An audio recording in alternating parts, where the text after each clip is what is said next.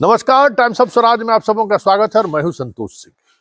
और आज हम टाइम्स ऑफ स्वराज में बात कर रहे हैं कि पाठक जी कभी नियोजित शिक्षकों के बीच आइए इसी तरीके से, जैसे आप बीपीएससी चयनित शिक्षकों के बीच जाते हैं, पूछते हैं कि बीएड कौन है, डीएलएड कौन है, पीजी किसने पढ़ाई की है, इंजीनियरिंग फैकल्टी से कौन लोग आए हैं, इसके अलावा कोई शिक्षा आपने ग्रहण किया है कि नहीं। ये जो आप सवाल करते हैं तो कभी जिला वाइज जो है या प्रखंड वाइज या अनुमंडल वाइज नियोजित शिक्षकों का भी जमावड़ा करिए, मिलिए उनसे। आपका सारा विचार, ओपिनियन जो है नियोजित शिक्षकों को लेकर वो बदल जाएगा। मेरा तो बदल गया है, सच कहिए तो मेरा बदल गया है। हम तो जो नियोजित शिक्षकों को मास्टरवा कहते थे और मानते थे कि यही लोग जिम्मेवार है बिहार की शिक्षा व्यवस्था के लिए, लेकिन बहुत सारा भ्रम मेरा भी टूटा है। एक से एक टैलेंटेड लोग है भाई नियोजित शिक्षकों में। ऐसा नहीं है कि मुखिया जो बहाल किया है उसमें भी सब गोर गोबरे सब है। हाँ, गोर गोबर का संख्या उसमें कुछ ज्यादा जरूर है, लेकिन वहां भी टैलेंटेड लोग हैं। और ये जो एसटीईटी टीईटी वाले जो लोग हैं 11 के बाद और 19 वाले लोग, इसमें तो बहुत अच्छे अच्छे टीचर हैं। आप यूजीसी जीआरएफ नेट क्लियर किए हुए भी लोग मिल जाएंगे। हमें तो एक ऐसी शिक्षिका से बात हुई जिसका पूरी पढ़ाई कोलकाता में हुई है और आपके यहाँ आके वो नौकरी कर रही है नियोजन इकाई में। उनके दादाजी टीचर, उनकी माँ टीचर, उनके पिताजी टीचर। अब आप समझिए कि किस तरीके से शिक्षा को लेकर उनके अंदर में एक भाव होगा। और वो आई, नक्सल प्रभावित इलाका में आई और बरसों से नौकरी कर रही है, लेकिन अभी चिंतित है कि कहीं ये जो अभी सक्षमता परीक्षा लेके कहीं में हमें भी तो नहीं कहीं बाहर भेज दिया जाएगा। कई तरह की चीजें द्वंद्व चल रही है इन दिनों नियोजित शिक्षकों के अंदर। ये जो 10,000 लोग जो अपॉइंटमेंट लेटर लेके जहाँ पोस्टिंग हुई वो लोग नहीं गए, जरा उनसे बात करिए, तब आपको समझ में आएगा कि क्यों नियोजित शिक्षक पोस्टिंग को लेकर थोड़ा अपना एक ग्रीवांसेज रख रहा है। भाई 10 साल 12 साल 15 साल से जहाँ अपना, अच्छा एक भी बात नहीं है कि अधिकांश लोग अपने गांव में हैं, बहुत सारे लोग तो गांव से काफी दूर दूसरे जिला में भी हैं। एक तो जहानाबाद की में टीचर है, पटना की रहने वाली है और जहानाबाद में वो घर खरीद ली, पति पत्नी दोनों वहां सेटल कर गई हैं। अब बताइए वो लोग चिंतित हैं कहीं मेरा ट्रांसफर ना हो जाए, हम सक्षमता परीक्षा दिए तो बहुत सारी ऐसी चीजें हैं। और भाई एक से एक पाठक जी टैलेंटेड लोग हैं। जो मेरी बात हर दिन 50, 100, 200, 500 शिक्षकों से बात हो रही है, उसमें अधिकांश नियोजित शिक्षकों से बात हो रही है। मैं हैरान हूं खुद कि भाई इस तरीके के टैलेंटेड लोग स्कूल में है और बच्चों की पढ़ाई नहीं हो रहा है। जिम्मेवारी अगर तय होगी तो आपके विभाग की जिम्मेवारी तय होगी। आपके विभाग ने इस तरीके से व्यवस्था बनाकर रखा जो पढ़ाई से कोई मतलब ही नहीं रहा कभी स्कूल का। और सरकार भी उतना ही जिम्मेवार है। सरकार सिर्फ खैरात बांटने का से वास्ता रहा कि साइकिल, पोशाक, बाकी सब चीज देते रहे, बच्चा पढ़े या नहीं पढ़े, फेल होने लगा तो ऑब्जेक्टिव मार्क्स करके 70%, 80%, 90% मार्क्स लीजिए और जाइए। ये डिग्री लाइए, डिग्री पाइए, नौकरी दिया और आप डिग्री बांट रहे हैं। तो जिम्मेवार आपका विभाग है, नियोजित शिक्षक उतने जिम्मेवार नहीं है। इसलिए कभी नियोजित शिक्षकों के बीच भी जाइए और जरा सुनिए आप। एक महिला नियोजित शिक्षिका है, उनका क्या क्वालिफिकेशन है और उनका बाल बच्चा कहाँ पढ़ रहा है और उनकी व्यथा क्या है जोड़िए। और एक पुरुष, ये एसटीईटी वाली महिला है और पुरुष तो शिक्षा मित्र वाले हैं। जरा सुनिए दोनों की बात। लेकिन उससे पहले जो खबर आ रही है कि बीपीएससी का एक चयनित शिक्षक ने आज इस्तीफा दे दिया और बहुत ही मार्मिक चिट्ठी लिखा है के पाठक को। उस चिट्ठी में उन्होंने कहा है कि जब परिवार के लिए हम नहीं रह पाएंगे, परिवार को जब हम अपने नौकरी के सहारे परिवार को समय नहीं दे पाएंगे तो फिर ऐसी नौकरी की जरूरत क्या है। बहुत सारे ऐसे लोग हैं जो नौकरी छोड़ रहे हैं। आपके इस नीति से उत्साह होकर तो आ गए, लेकिन नौकरी छोड़ रहे हैं। और याद रखिएगा पाठक, जिस तरीके से चीजों को आप चलाना चाहते हैं ना, 1 साल के अंदर में अदर स्टेट का तो लोग भाग ही जाएगा, ये समझ लीजिए। जरा सुनिए, दोनों शिक्षक को सुनिए और उनकी बात को गंभीरता से लीजिए कि किस तरीके के द्वंद्व से बिहार का शिक्षक समाज इन दिनों जूझ रहा है, लड़ रहा है। हेलो जी नमस्कार। हाँ, प्रणाम सर। अच्छा, नियोजित शिक्षकों को लेकर जो लोगों के को एक भ्रम भी है, या लोग यही समझते हैं कि इस बिहार के गिरती हुई शिक्षा व्यवस्था के लिए जी। नियोजित शिक्षक ही जिम्मेवार है। लेकिन आपसे जो हमारी बातचीत हुई, बहुत सारी बातें आपने जो बताई, जी हाँ। हम चाहेंगे कि हमारे दर्शक तक भी आपकी ये बात पहुंचे कि जी। आप कैसे बहाल हुई, आपका क्या क्वालिफिकेशन है, किस तरीके से अपने बच्चों को छोटे से बच्चे को लेके स्कूल गई, जाती रही, फिर पटना के रहते हुए जहानाबाद में सेटल कर गई। ये जो जी पूरा हाँ। जर्नी है, हम चाहेंगे जी कि आप अपने हमारे दर्शकों को आप बताएं जरा प्लीज। सर, हम एक नियोजित शिक्षक हैं, शिक्षिका हैं सर। हम्म। और 2015 में मेरी नियुक्ति हुई 6 to 8 मैथ एंड साइंस विषय में। और मेरा घर पटना हुआ सर। और मेरा उस समय जब हमने ज्वाइन किया, मेरा 3 महीने का बच्चा था। और इस बीच मेरी सास भी ब्रेन ट्यूमर से मतलब पीड़ित थी, और उनकी मौत हो गई।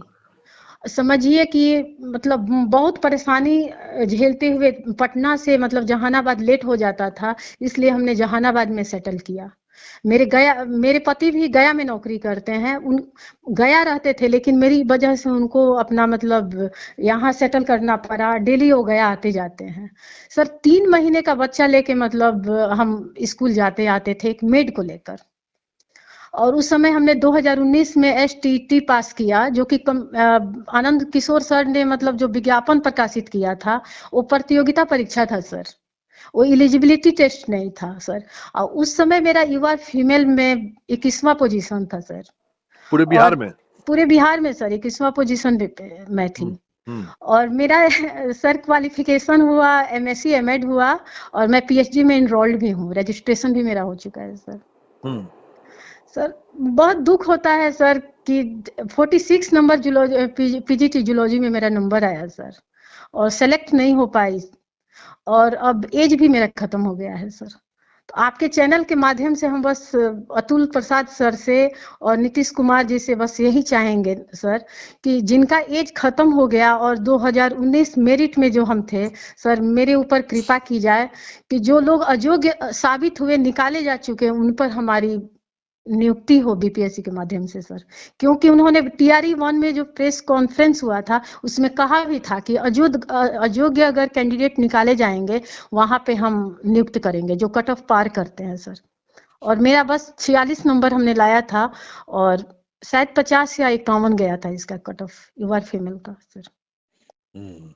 लेकिन ये भी बात है, महोदय के लिए 100% थैंकफुल है, लेकिन जो समस्याएं हैं उन तक उनकी नजर नहीं जा रही है।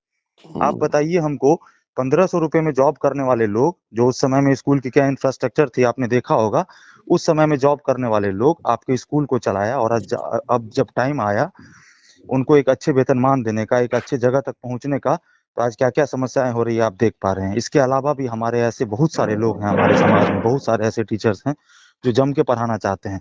आज आप मेरे कभी जहां हम लोग पदस्थापित हैं, आप वहां आइए और आप एक एक लोगों का फीडबैक लीजिए, आपको पता चलेगा कि हम गाँव में क्या कर रहे हैं और क्या नहीं कर पा रहे हैं। हमारा टीचर्स ऑफ बिहार एक ग्रुप भी चलता है, फेसबुक पेज है हमारा, वहां पे आप जाके देखिए। और वो ग्रुप आज लगभग 2-3 सालों से चल रहा है। वहां आप जाके देखिए कि कितना अच्छा अच्छा काम कर रहे हैं लोग, और हर दिन सोशल मीडिया पे पोस्ट कर रहे हैं। हम आज के समय में, जहां आज भी हम सुदूर देहात में जॉब करते हैं, लेकिन यहाँ भी ई कंटेंट के माध्यम से हम लोग पढ़ाना चाहते हैं। संतोष जी, व्यवस्था का सुधार हम और भी बहुत तरीके से कर सकते हैं। आज हर संकुल संसाधन केंद्र में वो बड़ा सा स्क्रीन लगा हुआ है, टीवी दिया हुआ है, सरकार उन्नयन क्लास जहाँ पे चलवाती है। आप क्यों नहीं हम संकुल में ही एक हर दिन हर वीकेंड में हम, अगर हमको टीचर को ट्रेंड ही करना है तो हम उनके पीछे इतना पैसा क्यों खर्चा करेंगे। हम संकुल संसाधन केंद्र में सीसीटीवी कैमरा लगवा देंगे, और वहां पे हम ये उनको मॉनिटर करवा सकते हैं पूरे के पूरे सिस्टम को, कि यहाँ पे इनका ट्रेनिंग हर वीकेंड में होगा, हर सप्ताह के सैटरडे को हर टीचर को कम से कम 5 घंटे 6 घंटे का। और इंटरनेट पे बहुत सारे कंटेंट अवेलेबल हैं, बहुत सारे कंटेंट, चाहे हमारा एनसीईआरटी का हो, एससीईआरटी का हो, अच्छे अच्छे लोगों का कंटेंट है वहां पे। उनका प्रॉपर ट्रेनिंग करवाया जाए और वीकेंड में टेस्ट ऑर्गेनाइज करवाया जाए। हम इससे व्यवस्था को सुधार सकते हैं। जो लोग जहां काम कर रहे हैं, अगर वहां से उनको हम निकाल देंगे, एक माइंडसेट होता है, हमारा भी माइंडसेट है कि आने वाले बोर्ड्स एग्जामिनेशन हो या आने वाले एनुअल एग्जामिनेशन हो, उसमें हमारा बच्चा बेस्ट परफॉर्म करे, हमारा बच्चा स्टेट टॉपर हो, डिस्ट्रिक्ट टॉपर हो। उसके लिए हम लोग आज से मेहनत कर रहे हैं। और बताइए, इस स्थिति में अगर हमारा ट्रांसफर हो जाएगा तो फिर हम लोग कैसे काम कर पाएंगे। एक बच्चे का जो माइंडसेट पूरा का पूरा एक पूरा सिलेबस होता है, उसको दिमाग में लेके चल रहे हैं कि इस बच्चे को इतना कंटेंट पढ़ाना है हमको, और वहां से अगर हमारा ट्रांसफर ही कर दिया जाएगा तो आप बताइए कि फिर कैसे पूरा का पूरा धरा रह गया। फिर हम लोग नए जगह पे जाएंगे, नए सिरे से सब कुछ शुरू करेंगे, और ऐसे हजारों लोग हैं, फिर कैसे काम कर पाएंगे हम लोग। लेकिन अगर गवर्नमेंट हमारे लिए, एक ये एक एसीएस महोदय बहुत बहुत अच्छा काम कर रहे हैं, इनसे आने के बाद बहुत ज्यादा उम्मीद था। हम लोग तो खुद भी आपस में भी हम लोग टीचर्स लड़े हैं, जो अच्छे अच्छे टीचर्स हैं हम लोग आपस में भी लड़े हैं कि इन गरीबों के बच्चे के बारे में कोई नहीं सोचने वाला है। हम अपने बच्चे के लिए तो अच्छा अच्छा खाना ले जाते हैं घर में, अच्छा कपड़ा पहनाते हैं उसको, लेकिन संतोष जी बिलीव नहीं होगा, हम जहाँ जॉब करते हैं इस ठंडी के महीने में हमको शर्म आता है जब हम इस ठंडा में अच्छा कपड़ा पहन के जाते हैं और सामने देखते हैं बच्चा एक ट्राउजर में आया है, बच्चा एक पतला सा इनर में आया है। हम फील कर सकते हैं उस चीज को, क्या दर्द बीत रहा होगा उस बच्चे पे। लेकिन ये जो इमेज बना कि भाई आप जो 2003 में शिक्षा मित्र वगैरह जो बहाल हुआ वो पढ़ाते नहीं है, और अभी भी ये खबर आती रहती है कि जिन लोगों को हेडमास्टर या जो लोग बने हुए हैं जो गांव में ही हैं वो एकदम अभी भी पाठक के अथी के बावजूद भी लोग समय पर नहीं जाते हैं, स्कूल का को व्यवस्थित नहीं चलने देते हैं। Santosh ji everything has his pro and cons. कोई भी डिपार्टमेंट ऐसा नहीं है, कोई भी डिपार्टमेंट, चाहे वो हेल्थ डिपार्टमेंट हो, चाहे वो रोड एंड कंस्ट्रक्शन हो, चाहे वो कोई भी डिपार्टमेंट ऐसा नहीं है जहां अच्छे और बुरे लोग नहीं हैं।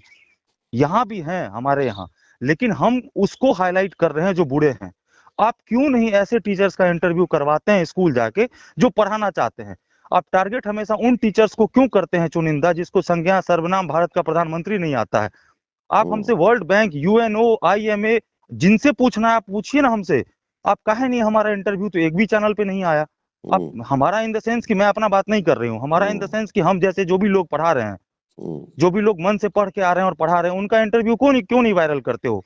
सोशल मीडिया पे एक भी ऐसे टीचर का इंटरव्यू नहीं मिलता है जो पढ़ाना चाहते हैं। सिर्फ ऐसे ही टीचर को आप लोग हाईलाइट करते हैं जो कुछ नहीं जानते हैं, और वो टीचर हैं जो 1500 रुपए में उस समय में नौकरी करने आए थे आपके यहाँ। 1500 रुपया क्या अमाउंट होता है वो आपको भी पता है। आज आप बीपीएससी से टीचर मतलब ले रहे हैं, उसका सैलरी आप 50,000 से स्टार्ट कर रहे हैं।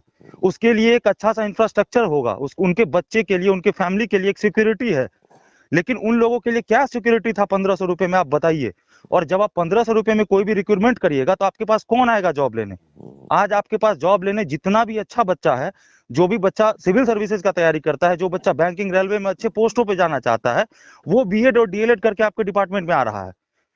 लेकिन उस टाइम में कौन आया था आपके पास? 1500 रुपए में कौन आएगा आपके यहाँ नौकरी लेने? 1500 से 4000, 4000 से 9000, यही एक ये चल रहा था। 10-12 साल, 15 साल तो इन्होंने इसी में गंवा दिया अपना। और अब जब टाइम आया उनको कि हम अपने बच्चों के साथ सेटल कर पाए, हम अपने बच्चों के लिए कुछ कर पाए, तो आप उनको बोलते हैं हम ट्रांसफर कर देंगे। ट्रांसफर कोई इशू नहीं है, ट्रांसफर भी कोई इशू नहीं है, लेकिन क्या उस ट्रांसफर से समाधान हो जाएगा? हम तो एसीएस महोदय हमारे शिक्षा व्यवस्था को बदलने आए हैं, तो क्या अगर उस ट्रांसफर से बदलाव हो जाएगा हमारा? पहला बात। दूसरा बात, देखिए कुछ टीचर्स हैं जिनकी कमियां खामियां खूब जोरों पे रही है, आज भी है, लेकिन क्या हम उनको सेलेक्ट करके हम उनको सुधारेंगे? आप बताइए कि हम डेमोक्रेटिक कंट्री में जीते हैं। आप जानते हैं इस चीज को कि हमारा डेमोक्रेसी में बोलता है कि हजारों दोषी बच जाए चलेगा, एक निर्दोष को फांसी नहीं होना चाहिए। ये कॉन्स्टिट्यूशन में लिखा हुआ है हमारा। लेकिन आप उस दो दोषी को पकड़ने के चक्कर में जो 200 निर्दोष है वो परेशान हो रहा है यहाँ पे संतोष जी।